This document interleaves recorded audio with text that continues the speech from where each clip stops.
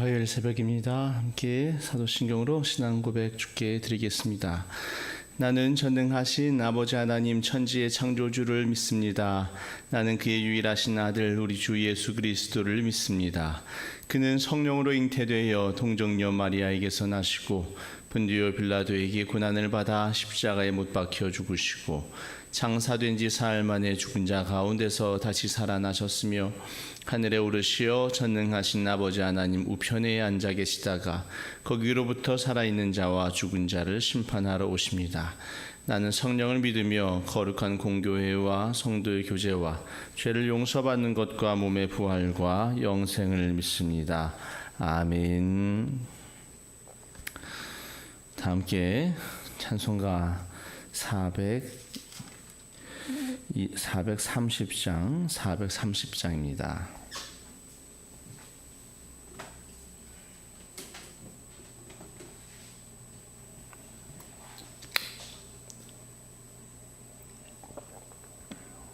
(430장) 찬양하시겠습니다. 주와 같이 길 가는 것 즐거운 일 아닌가. 우리 주님 걸어가신 발자취를 밟겠네. 한 걸음 한 걸음 주 예수와 함께 날마다 날마다 우리 걸어가리. 어린아이 같은 우리 미련하고 약하나 주의 손에 이끌리어 생명길로 가겠네.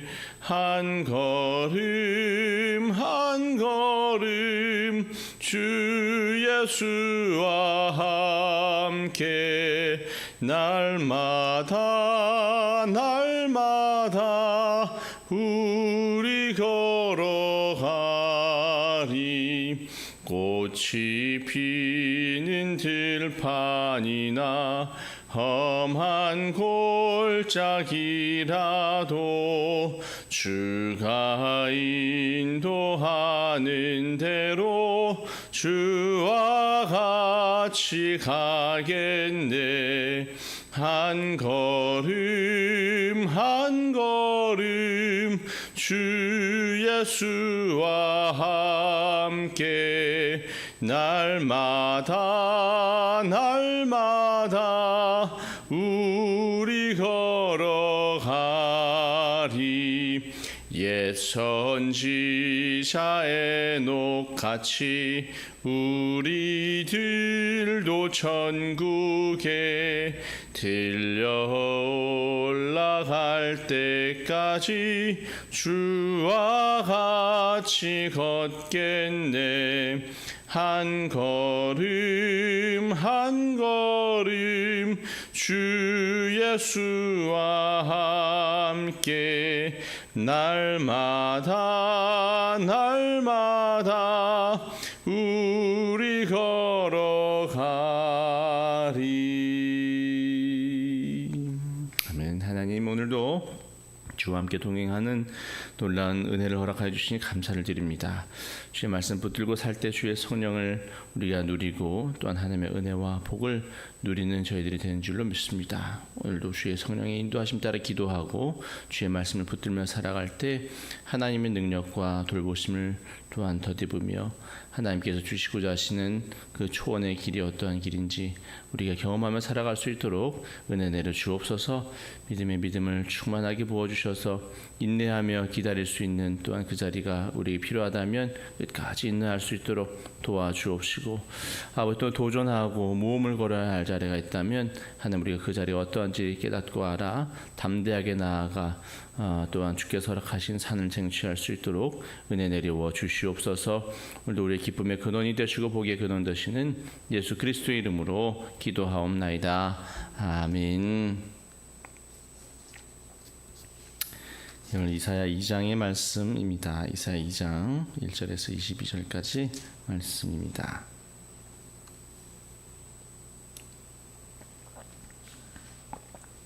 오늘도 제가 읽으면서 1절부터 마지막 절까지 한번 살펴보도록 하겠습니다.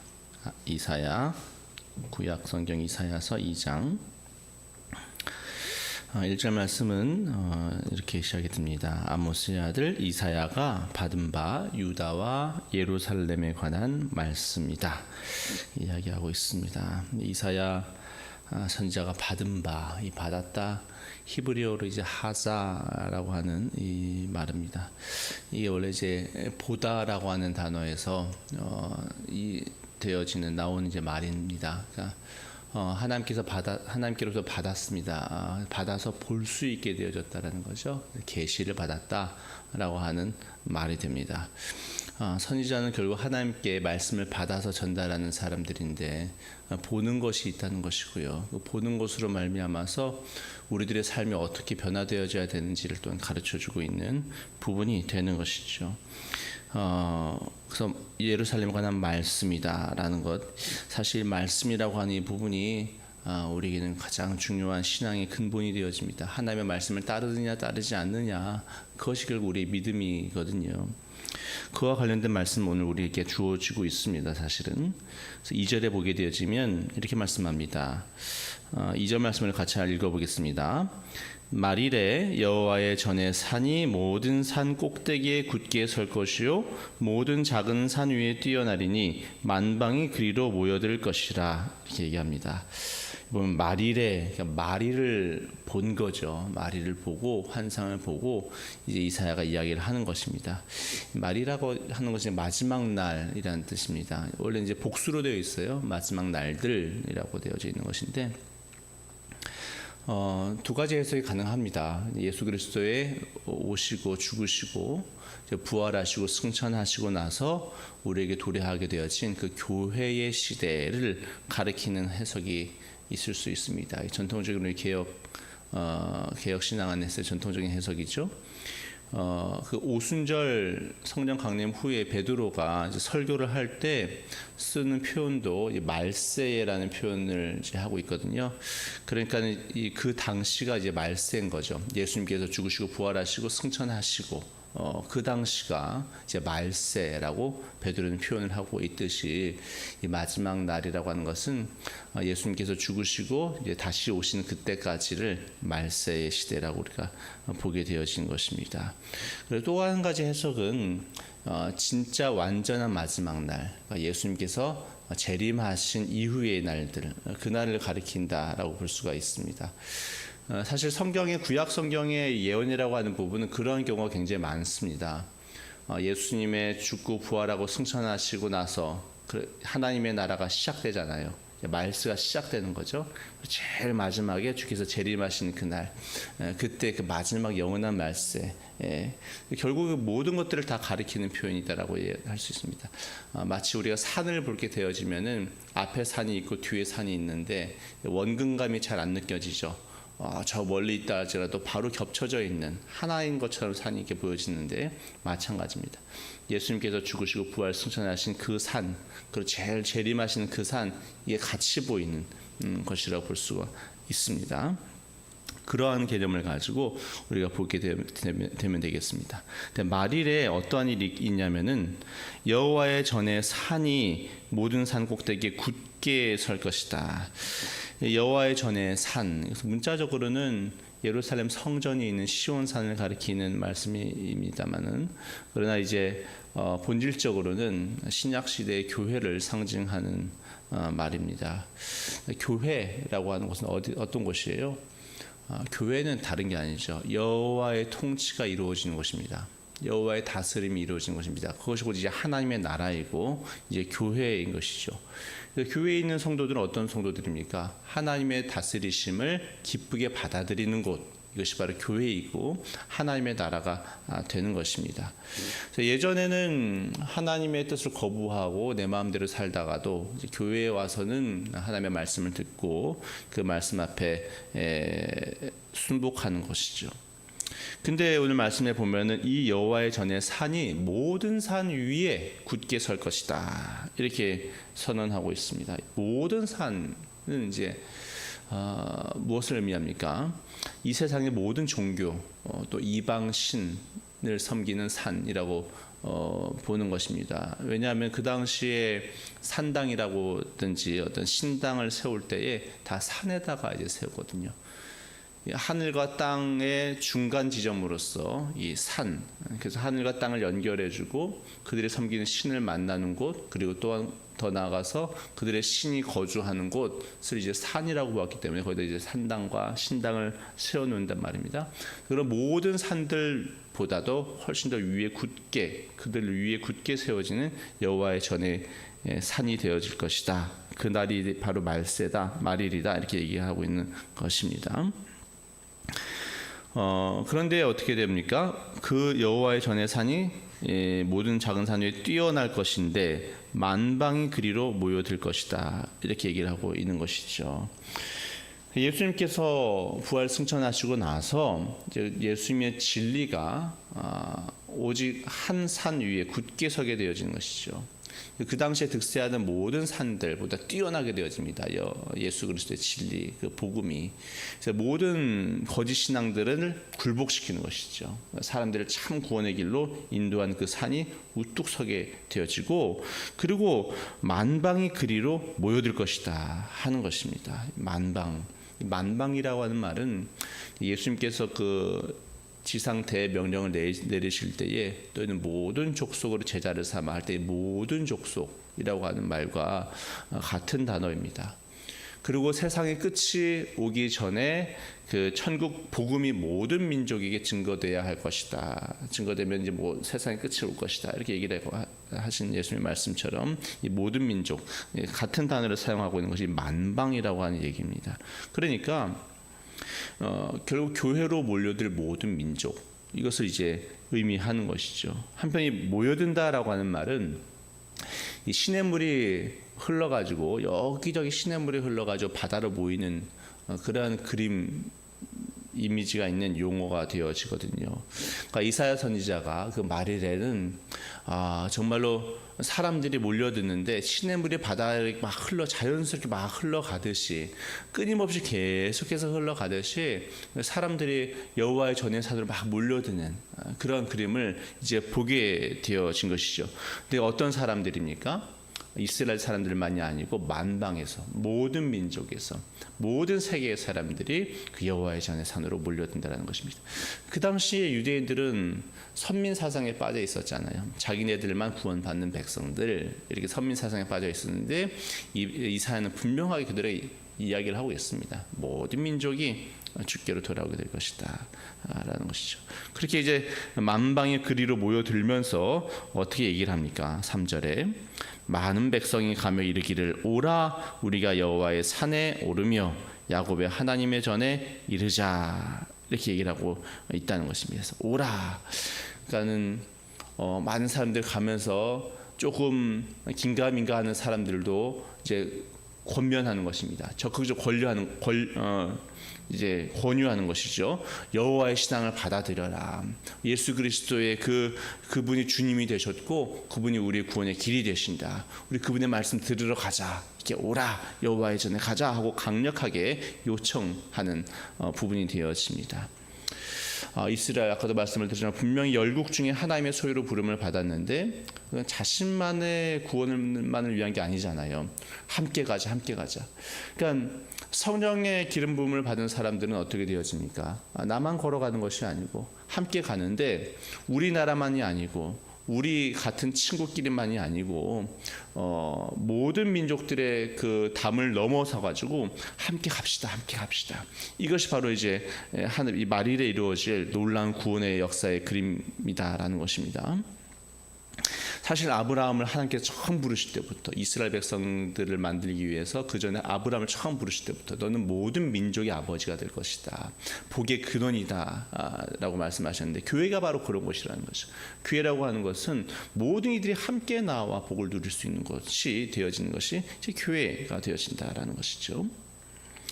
그리고 뭐라고 얘기합니까? 우리가 그 하나님의 전에 이르자 그가 그의 길을 우리에게 가르치실 것이라 우리가 그 길로 행하리라 하리니 이는 율법이 시온에서부터 나올 것이요 여호와의 말씀이 예루살렘에서부터 나올 것임이니라.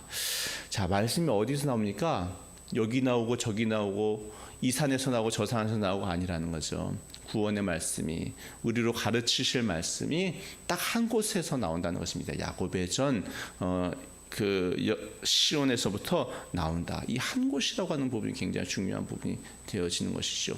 여러 가지 말을 들어야 될 것이 아니라 바로 하나님의 말씀, 예수 그리스도의 말씀, 그것이 우리를 구원의 길로 인도하시는 말씀이 되어진다는 것을 우리는 전체 2장의 말씀을 통해서 우리는 눈여겨보아야만 됩니다. 그런데 그 말씀이 어떤 말씀이냐가 중요하죠.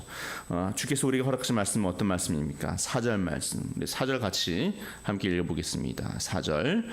그가 열방 사이에 판단하시며 많은 백성을 판결하시리니 무리가 그들의 칼을 쳐서 보습을 만들고 그들의 창을 쳐서 낫을 만들 것이며 이 나라와 저 나라가 다시는 칼을 들고 서로 치지 아니하며 다시는 전쟁을 연습하지 아니하리라. 아멘. 자, 그 열방 사이에 나라들 사이에 이제 판단하시며 많은 백성을 판결하시리니 판단하다, 판결하다 이게 무슨 말이냐면요. 어떤 잘못된 것을 논증을 통해 가지고 바로 잡는다라는 의미입니다. 이 말이 판결한다 이게 바로 잡는다라고 하는 말이에요. 그러니까 나라들 사이에 분쟁이 해결되어지는 측면을 볼 수가 있고 또 잘못을 어긴 자들 각 개인들을 바로잡는 어떤 교정의 측면을 갖고 있는 표현입니다. 그러니까 하나님의 통치 행위, 하나님의 말씀이 다스려서 잘못된 것들을 바로잡는 거죠. 자, 어떻게 바로잡습니까? 보습 칼을 쳐서 보습을 만들고 창을 쳐서 낫을 만드는 것이죠. 이게 바로 하나님께서 바르게 잡아주시는 결과가 되어진다는 것입니다. 칼과 창 뭡니까? 싸우는 도구입니다. 전쟁 기구예요. 근데 보습 낫 뭡니까? 농기구입니다. 농기구. 그러니까 전쟁이 끝나게 만드는 것입니다. 싸움이 끝나게 만드는 것입니다. 이게 바로 여호와의 전에 산에서 나오는 하나님의 말씀 가르치심이다라는 거죠. 우리가 주의 말씀을 들으러 가자. 우리가 구원의 길 오직 이곳밖에 없는데 하나님의 말씀 들으러 가자. 했더니 하나님의 말씀이 평화를 만들어내는 말씀인 거죠. 전쟁을 끝나게 하는 말씀이시다라는 것입니다. 다시는 전쟁을 연습하지 아니하는 내가 어떻게 저 사람과 싸워 이길까? 어떻게 저 나라와 싸워 이길까? 이거 생각하지 않고 이거 훈련하지 아니하는. 사실 이제 말이라고 하는 것은 이것은 정말 마지막 날에 이제 이루어질 모습이지만은 또한 예수님께서 오심으로 말미암아 시작되어진 하나님의 나라의 모습이 바로 이러한 모습이다라는 거죠. 자, 이것을 이사야가 봤습니다. 하나님의 계시를 환상 가운데 보았어요. 아름다운 모습. 야, 이 나라 저 나라 사람들, 전 세계의 나라의 사람들이 가자, 하나님의 말씀을 들으러 가자, 여호와의 전에 오르자 하면서 평화로운 모습을 이제 봤단 말입니다.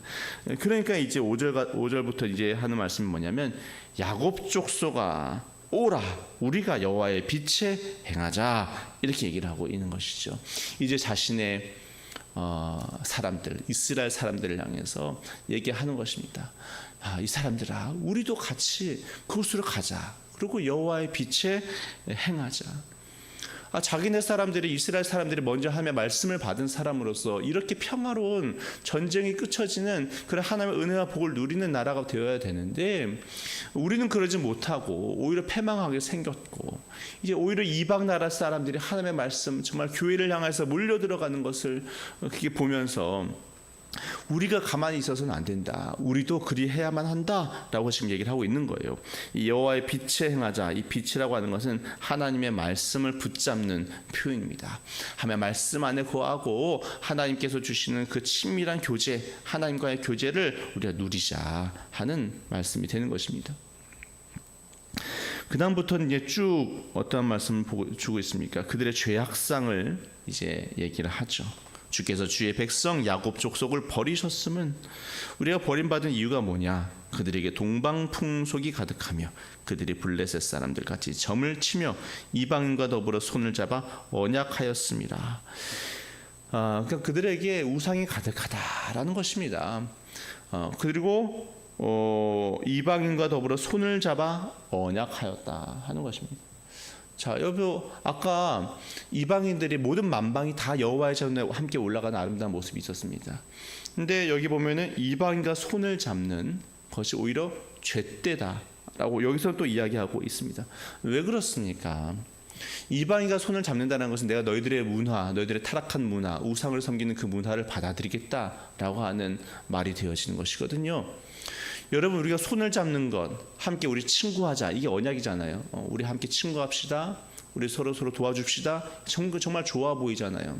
근데 거기에 하나님이 빠져버리면 여호와의 전에 올라가자. 우리가 서로 계약 맺고 서로 친구하고 그게 더 중요한 게 아니고, 우리 함께 가서 하나님의 말씀대로 살자. 이거 빠져버리면은 죄가 돼버리는 거예요. 이방인과 손을 잡는 모습 뭐가 나쁩니까? 근데 하나님을 등지고 우상을, 서로의 유익을 위해서 손잡는 그 모습은 결코 하나님 앞에 온전한 모습이 되지 못하는 거죠.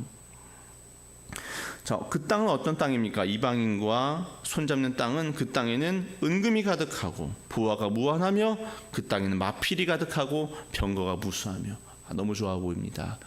돈이 가득합니다. 그 당시에 은과 금은 가장 값진 보물이고, 사실 이사야 시대 때 우시야, 요담, 아하스, 히스기야, 히스기야 시대 때는 좀 그렇지만은 앞에 세 왕 시대에는요 굉장히 은금이 많은 시대입니다. 굉장히 부유한 시대가 바로 그 시대거든요. 그 당시 이스라엘은 굉장히 돈이 많았습니다. 또 마필이 가득하고 병거가 무수하다. 군사력이 뛰어나다라는 것입니다. 대단합니다. 그리고 8절에는 그것들만 있는 것이 아니고 그 땅에는 우상도 가득합니다. 그래서 그 우상은 어떠한 특징을 갖고 있습니까? 그들이 자기 손으로 짓고 자기 손가락으로 만든 것을 경배하며. 자, 이게 우상이다라는 것입니다. 우상은 뭡니까? 사람이 만들어낸 게 우상이에요. 사람이 지어낸 게 우상입니다. 이 본질이 굉장히 중요합니다. 사람이 만들어냈다. 하나님은 어떤 분이십니까? 하나님은 모든 세상을 만드신 분입니다. 하나님은 말씀으로 창조하시고 지으시고 만드신 분이 하나님이에요. 우상은 뭡니까? 사람이 만든 게 우상이에요. 이게 본질적인 우상의 특징이 있습니다. 우리들의 죄악상이 있다는 것입니다. 우리는요, 내가 만들고 싶어 한다는 것입니다. 내가 만들고 내가 짓고 내가 원하는 대로 이루어가고 싶은 것이 우리들이라는 것입니다. 그래서 신도 우리가 만듭니다. 근데 하나님께서는 결코 우리를 그렇게 부르시지 않으셨다는 거죠. 여호와의 전에 올라가서 우리가 하나님의 말씀을 듣자. 그리고 주님께로부터 우리가 지으심을 받자. 하나님의 가르침을 받고 우리의 삶과 우리의 생각과 우리의 마음을 변화시키자. 우리가 하나님께로 지으심을 받자. 이게 신앙인데, 우상은 우리가 만들자라는 것이죠. 우리가 은금을 만드는 길로, 군사력을 키우는 길로, 그래서 내가 마음대로 이 세상을 호령하고 저 나라 이 나라를 마음대로 움직일 수 있는 권력의 자리, 그 자리로 가자. 이게 결국 하나님과 정반대되어지는 세상의 길이다라는 것입니다. 여러분, 우리는 왜 싸움이 일어납니까? 왜 전쟁이 일어납니까? 내 마음대로 하고 싶어서 전쟁이 일어나는 거거든요. 왜 부부하고 왜 싸웁니까? 아내와 남편이 왜 싸웁니까? 너 왜 내 말 안 들어? 왜 내가 원하는 대로 안 해? 이거거든요. 교회 안에서 그렇습니다. 우리 서로 친구가 됩니다. 친구가 되어지는 거 좋아 보이죠? 근데 그들끼리만 똥들 뭉쳐가지고 함께 저 사람을 향하여서 우리가 함께 여호와의 말씀을 들으러 가자라고 얘기하지 않고 우리들끼리만 하게 되어지면은 결국 서로 또 편이 나눠지고 전쟁이 일어나게 되어집니다. 왜 그렇습니까?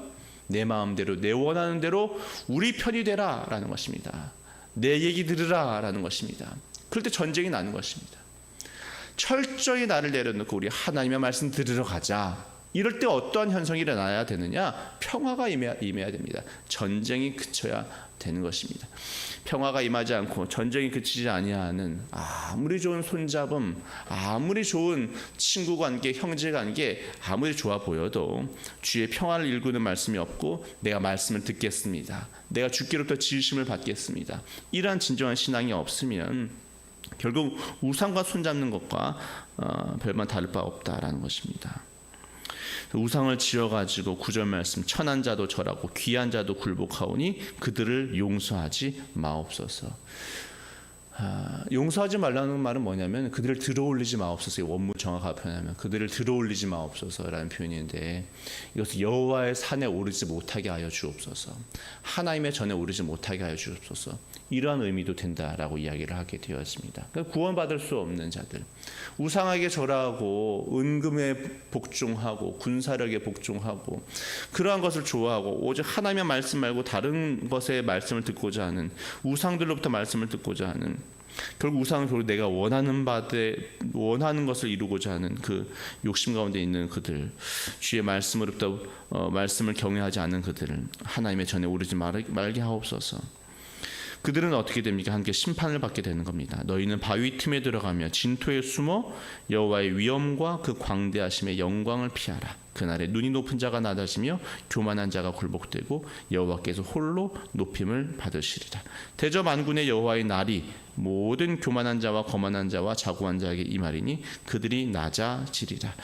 또 레바논의 높고 높은 모든 백향목과 바산의 모든 상수리 나무와 모든 높은 산과 모든 솟아오른 작은 언덕과 모든 높은 망대와 모든 견고한 성벽과 다시스의 모든 배와 모든 아름다운 조각물에 그 심판이 임할 것이니. 자, 모든 높은 산 지금 높아 보입니다. 지금은 모든 솟아오른 산들 굉장히 잘 되는 것처럼 보입니다. 은금도 가득하고 군사력도 강하고, 그러나 그것이 굉장히 높아 보이지만 마지막에는 여호와의 산만이 오를 것이다. 우뚝 서게 될 것이다라는 거죠. 하나님의 말씀이, 진리의 말씀이 드러나게 될 것이다라는 것입니다. 그러므로 주의 빛 가운데, 주의 말씀 가운데 우리가 행해야만 한다라고 얘기하는 것입니다. 17절입니다. 18절입니다.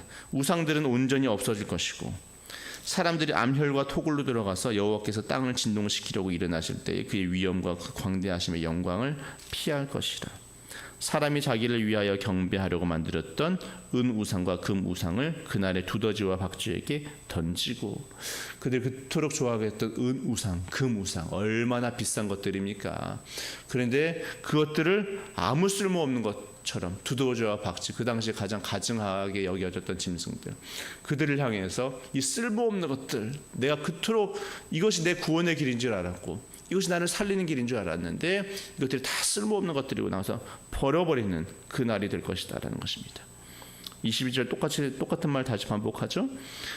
암혈과 험악한 바위 틈에 들어가서 여호와께서 땅을 진동시키려고 일어나실 때에 그의 위엄과 그 광대하심의 영광을 피하려고 할 것이지만은 그 무서운 자리에서 덜덜 떨게 될 것이지만은 결국 피하지 못할 것이다라는 것입니다. 너희는 인생을 의지하지 말라. 그의 호흡은 코에 있나니 생활 가치가 어디 있느냐. 우리는 지금 결국 누구의 말을 듣고 사느냐는 것입니다. 여호와의 전에 산에 올라 우리가 하나님의 말씀을 듣자.